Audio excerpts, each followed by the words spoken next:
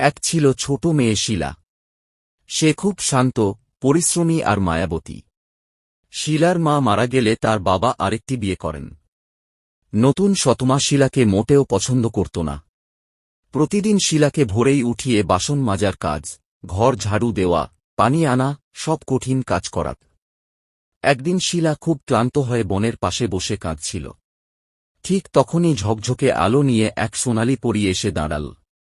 পরী নরম গলায় বলল, শিলা, তুমি মন ভালো আর সাহসী মেয়ে। আমি তোমাকে সাহায্য করব।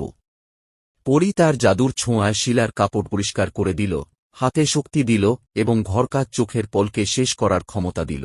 শিলা বাড়ি ফিরে সব কাজ মুহূর্তেই করে ফেলল।